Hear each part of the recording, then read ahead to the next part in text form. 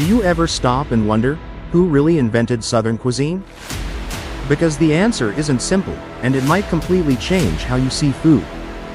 When people think of Southern cuisine, they imagine crispy fried chicken, fluffy biscuits, smoky barbecue, and rich, comforting flavors that feel like home. It's often called classic American food, but the truth is, Southern cuisine isn't owned by one culture, one chef, or one moment in history. It's a story, built over centuries, by different people, different traditions, and very different realities. To understand it, we have to go back in time, long before modern America existed. Before restaurants, before cookbooks, before the South had its identity. Native American tribes were already living on this land, deeply connected to nature. They grew crops like corn, beans, and squash, known as the Three Sisters, and developed cooking techniques like grinding corn into meal and slow cooking meat over fire. Foods like cornbread and barbecue have roots in this indigenous knowledge. Then came European settlers, bringing their own ingredients and cooking styles from places like England, France, and Spain. They introduced livestock like pigs and cattle, along with dairy, wheat, and herbs. But they were in a new and unfamiliar land, so they adapted, blending their traditions with what they found around them. A new food culture began to form, but it still wasn't complete. The most powerful influence was yet to come.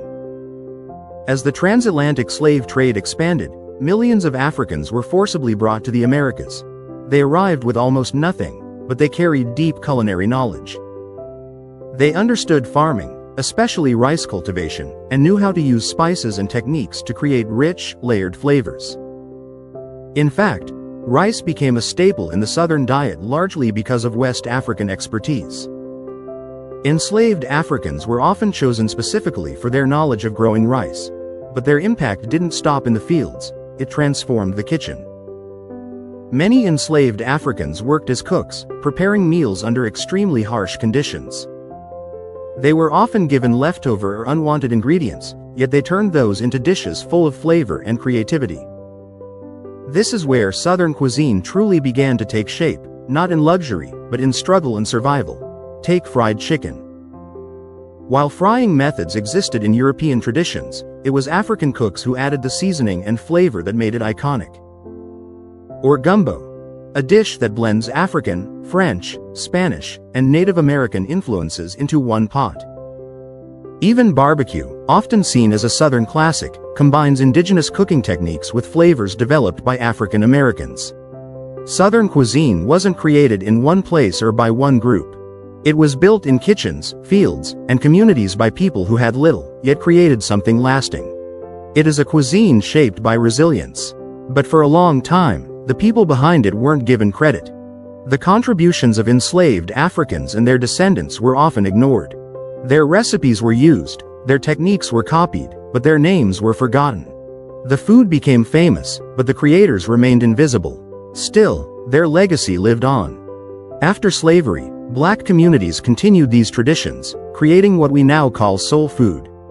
Dishes like collard greens, cornbread, fried fish, and sweet potato pie became powerful symbols of culture, identity, and family. These meals were more than food. They were stories passed down through generations, carrying memory, struggle, and pride in every bite. Over time, Southern cuisine continued to evolve as new influences were added and food culture changed. Restaurants, migration, and modern media helped spread these flavors across the world, turning what was once regional cooking into something globally recognized. But even as it traveled, the essence remained rooted in its past. And even today, when you walk into a Southern kitchen, whether it's a small family home or a busy restaurant, you're not just seeing recipes. You're seeing history in motion. Techniques passed down without written records. Flavors built from memory rather than measurement. A tradition that survived not because it was preserved in books, but because it was lived, cooked, and shared every single day. It's in the way a grandmother seasons her food without measuring.